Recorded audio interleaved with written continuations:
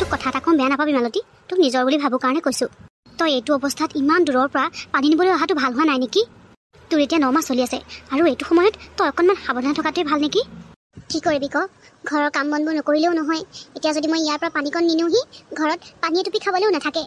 পাছফালে থকা পুখুৰীটোৰ পানীকণে কাপোৰ ধোৱা, বাচন ধোৱা এইবোৰ কামটো হৈ যায়, কিন্তু খাবৰ কাৰণেতো পানীকণ ভাল লাগিব।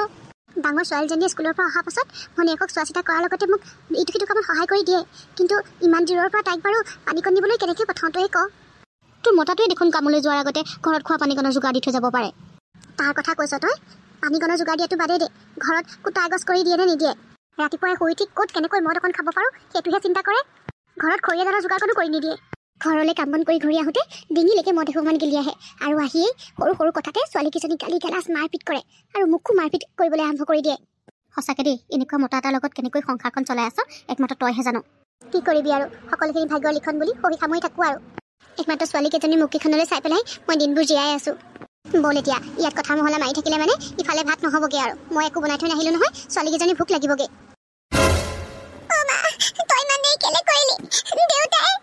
কতা, মইচোন ইমানো দেৰি কৰা নাই, পানীখিনি ভৰাই চিধা ঘৰলৈকে আহিছোঁ, আৰু তই কান্দিছ কেলে? আৰু দেউতা বুলি যে কৈছ, দেউতা দেখোন কামলৈ গ'ল, কি হ'লনো কচোন? নাই না, দেউতা কামৰ পৰা ঘৰলৈ আহিলে আৰু আহি পেলাই ভণ্টিক কৰিবলৈ লগত লৈ গ'ল। মই ৰখাবলৈ বহুত চেষ্টা কৰিছিলোঁ, কিন্তু মোৰ কথা একো নুশুনিলে মা। কি? ভণ্টিক লগত লৈ গৈছে? কলৈ লৈ গৈছে? তই কিবা সুধিছিলি নে? মই সুধিছিলোঁ, মোক একোকে নক'লে। দেউতাই মদো খাই আহিছে, আৰু মই বেছিকে ৰখাবলৈ চেষ্টা কৰাৰ কাৰণে মোক গালতে দুথাপৰ মাৰি থৈ গৈছে। হে ভগৱান, তুমি আৰু কিমান পৰীক্ষা নোলোৱা? মানুহজনী ছোৱালীজনীক লৈ কলৈ গ'ল? মই এতিয়া ক'ত বিচাৰি যাওঁ? অনু, তই এই পানীখিনি ভিতৰত থগেচোন যা, মই ইহঁতক বিচাৰি যাওঁ। কাকো বিচাৰি যোৱাৰ দৰকাৰ নাই। ক'ত গৈছিল আপুনি, আৰু মোৰ ছোৱালী কলৈ লৈ গৈছিল? তোৰ ছোৱালী বুলি যে ক'লি, অকল তোৰে ছোৱালী নেকি? সেইজনী মোৰো ছোৱালী হয়, গতিকে তাইক মই যলৈ যেতিয়া নিবলৈ মন যায় মই নিমেই। আজিলৈকে ছোৱালী দুজনীৰ বাবে আপোনাৰ মুখত এষাৰো ভাল মাত নোলালে। আপোনাৰ অকল ডকচনি খাই খাই সিহঁত আজি ইমান ডাঙৰ হ'ল। তেনেস্থলত আপোনাৰ আজি আপোনাৰ ছোৱালীৰ প্ৰতি দৰদ উপজিল যে। আৰু ধুনু ক'ত থৈ আহিছে তাইক? মা, মই আহিছোঁ ৰ'বা মা।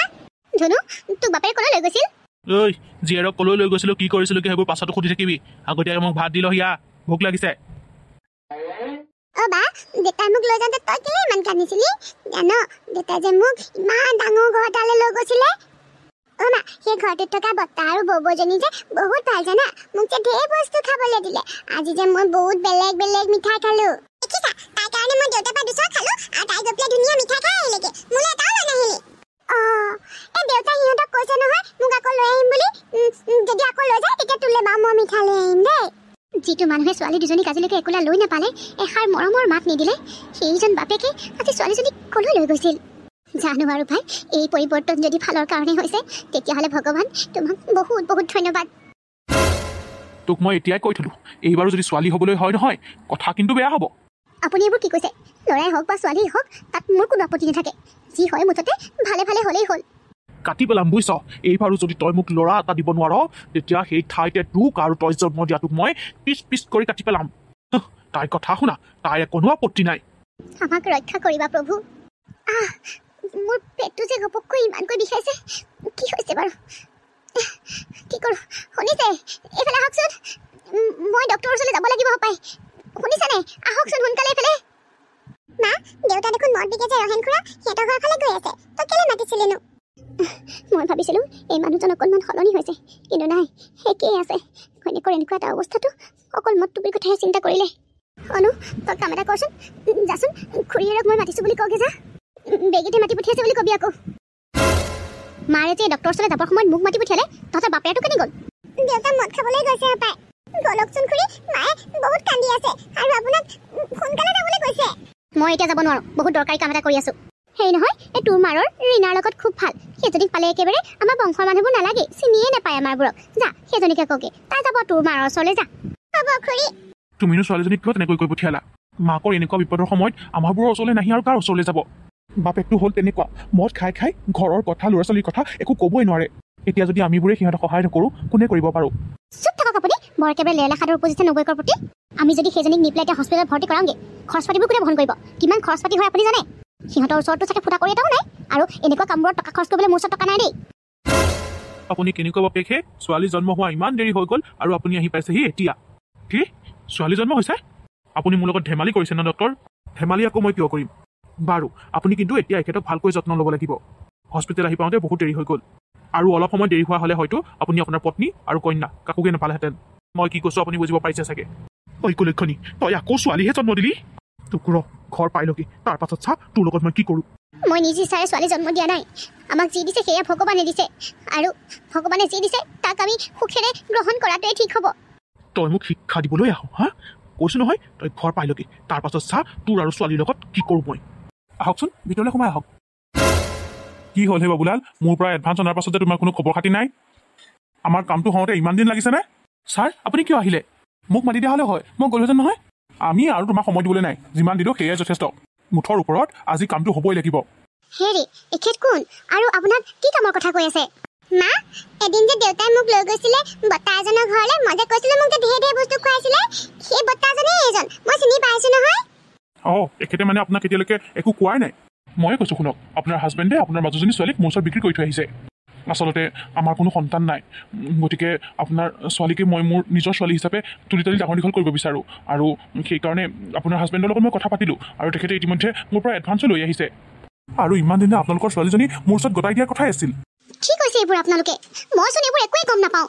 আৰু আপুনি এইটো কেনেকৈ ভাবিব পাৰিলে যে টকাৰ বিনিময়ত মই মোৰ ছোৱালীক কাৰোবাৰ হাতত গতাই দিম? নাখাই মৰিম, কিন্তু টকাৰ বিনিময়ত মই মোৰ দেহৰ অংগ টুকুৰাক কাৰোবাৰ ওচৰত বিক্ৰী কৰিব নোৱাৰোঁ। ঐ চুপ থাক, একদম চুপ থাক। ছাৰ আপুনি এই কথাত গুৰুত্ব নিদিব। মই আপোনাৰ পৰা টকা আনি থৈছোঁ যেতিয়া আপোনাক কথা দিছোঁ, মই মোৰ ছোৱালী আপোনাৰ ওচৰত গতাই দিমেই। কিন্তু আপুনি এতিয়া যাওক ছাৰ। চাবা কিন্তু আৰু বেছি সময় নোলোৱা যাতে। হ'ব ছাৰ, আপুনি মাত্ৰ বাকীখিনি টকা ৰেডি ৰাখক। টকাৰ কাৰণে তুমি চিন্তা কৰিব নালাগে, বাকী সম্পূৰ্ণ টকা ৰেডি হৈয়ে আছে। এখন হাতেৰে তুমি তোমাৰ ছোৱালীক মোৰ হাতত দিবা, আৰু আনখন হাতেৰে মই টকাৰ ব্ৰিফকেছ তোমাৰ হাতত তুলি দিম। আপুনি পগলা হোৱা নাইতো? সেইদিনা মানে মোৰ ছোৱালীৰ ওপৰত সেইকাৰণে দৰদ উপজিছিল ন? আচলতে আপুনি বাপেক নহয়, বাপেকৰ নামত কলংক। মই ভাবিছিলোঁ মই মোৰ ছোৱালীক মনে মনে দি থৈ আহিম আৰু তাৰ পাছত হেৰুৱাৰ অভিনয় কৰিম, কিন্তু মোৰ চব প্লেন বৰবাদ হৈ গ'ল। তই যেতিয়া গম পালিয়েই এতিয়ানো আৰু লুকুৱাৰ কি লাভ আছে? 5 লাখ টকা, বুজিছ? 5 লাখ টকা দিব মোৰ ছোৱালীৰ বিনিময়ত, আৰু 50,000টো মই আগতীয়াকৈ আনিয়ে থৈছোঁ। মই আপোনাক সতৰ্ক কৰি দিছোঁ, মোৰ ছোৱালীৰ গাত হাত নিদিব আপুনি। আৰু ময়ো চাই ল'ম মোৰ হাতৰ পৰা তই তোৰ ছোৱালীক কেনেকৈ বচাব পাৰ। তোৰ ছোৱালীক যিমান মৰম কৰিবলগীয়া আছে আজি এই কৰি ল, কাৰণ কাইলৈ ৰাতিপুৱাই মই তাইক গতাই থৈ আহিমগৈ। মোক টকা লাগে, টকা। কাইলৈ মোৰ হাতত 4.5 লাখ টকা আহি পৰিবহি। আজি 2টা পেক বেছিকৈ ল'ম, কাইলৈৰ পৰা আৰু এই কম দামীবোৰ নাখাওঁ, দামীটোহে খাম। টকাৰ কাৰণে এই মানুহজনে যিকোনো কামকেই কৰিব পাৰিব। নাই, মই আৰু 1 মিনিটো এইখন ঘৰত থাকিব নোৱাৰোঁ। নহ'লে মই মোৰ ছোৱালীক মোৰ হাতৰ পৰা হেৰুৱাব লাগিব। মা, আমি কি দেউতাৰ ওচৰলৈ আৰু একেবাৰে ঘূৰি নাযাওঁ নেকি? তুমিনো কেলে আমাক কেনেকৈ ঘৰৰ পৰা উলিয়াই আনিলা? তহঁতি এতিয়া সেইবোৰ নুবুজিবি অ', বহুত সৰু হৈ আছ। মুঠৰ ওপৰত এটা কথাই জানি লহ, যদি দেউতাৰ লগত সেইখন ঘৰত থাক, তেতিয়াহ'লে ভনীয়েৰক একেবাৰে হেৰুৱাব লাগিব। মা, চোৱাচোন গোটেইখন আন্ধাৰ হৈ আছে, মোৰ কিন্তু বৰ ভয় লাগিছে। কলৈ যাম আমি এতিয়া? ভাগ্যই জলৈকে টানি তলৈকে গৈ থাকিম। ময়ো একো ভাবি পোৱা নাই কি কৰোঁ এই ৰাতিখন, কলৈ যাওঁ বাৰু? বেছি দেৰি এনেকৈ বাহিৰতো থাকিব নোৱাৰোঁ, কাৰণ মানুহটোৱে ইতিমধ্যে গমেই পালে চাগে মই যে ছোৱালীকেইজনীক লৈ ঘৰৰ পৰা ওলাই আহিছোঁ, আৰু যদি বিচাৰি আহি আমাক ইয়াত পায়, নাই, কিবা এটা সিদ্ধান্ত ল'ব লাগিব। হ'ল বুলিয়ে আপুনি ঘপককৈ এনেকৈ ইয়ালৈ গুচি আহিব নালাগে নহয় নবৌ। তুমি এইবোৰ কি কথা কৈছা বাৰু? এই ৰাতিখন ছোৱালীকেইজনীক লৈ পেলাই নবৌ আৰু যাব কলৈ? তুমি মাজত নামাতিবা, তুমি একো বুজি নোপোৱা নহয়। আচলতে জুৰি, ছোৱালীজনীৰ হেৰুৱাৰ ভয়ত মই ঘৰ এৰি অহাৰ সিদ্ধান্ত ল'লোঁ হয়। ওলাই আহি মাছ ৰাস্তাতহে ভাবিছোঁ এই আন্ধাৰখনত মই ছোৱালীকেইজনীৰ লগত লৈ যাওঁ কলৈ। সেইকাৰণে ভাবিলোঁ ইয়ালৈকে আহোঁ।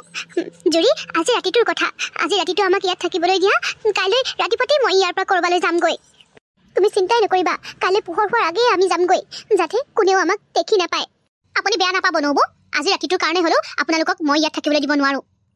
আপোনাৰ মানুহজনৰ মুখখন বৰ লেতেৰা, মদ এসোপামান খাই ল'ব পাৰিলে মানে মুখেৰে কি ওলাই একো ক'বই নোৱাৰে। আৰু দাদাই যদি বিচাৰি আহি আমাৰ ঘৰত আপোনালোকক দেখে নহয়, আপোনালোকৰ লগতে আমাকো একদম গোৱাল গালি এসোপামান পাৰি থৈ যাব। গাঁওখনত আপোনালোকৰ সন্মান নাথাকিব পাৰে, কিন্তু আমাৰ সন্মান এটা আছে নহয়। তেনেকৈ নক'বা জুৰি, তোমালোকে যদি আমাক আজি ৰাতিটো ইয়াত থাকিবলৈ নিদিয়া, এই ৰাতিখন মই ছোৱালীকেইজনীক লৈ যাম কলৈ? সেইটো ঘৰ এৰাৰ আগতে ভাবিব লাগিছিলে। আৰু দাদাই যদি আপোনাৰ মাজুজনী ছোৱালীক টকাৰ বিনিময়ত বন্দবস্ত কৰি থৈ আহিছিলে, দি দিয়া হ'লেনো কি হয়? এনেও দেখোন আপোনাৰ 3জনী ছোৱালী হ'লেই, এজনী ছোৱালী কমিলেতো একো হানি নাযায়, বৰঞ্চ ভালহে হ'লহেঁতেন, খৰচ এটা কমিলেহেঁতেন, আৰু তাতে আপোনালোকেতো 5 লাখ টকা পালেহেঁতেন। মোৰ মতে আপুনি ঘৰলৈ যোৱাটোৱে ঠিক হ'ব, আৰু দাদাৰ সিদ্ধান্তটোকে মানি লওকগে। আপুনি নিজেই ভাবকচোন, 5 লাখ টকা দি পেলাই যেতিয়া আপোনাৰ ছোৱালীক কিনিবলৈ আহিছে, কিমান ধনী ঘৰৰ মানুহ হ'ব, আৰু ইমান ধনী ঘৰৰ মানুহৰ ঘৰত যদি আপোনাৰ ছোৱালীজনী থাকেগে নহয়, ভালহে হ'ব তাই দিনবোৰ।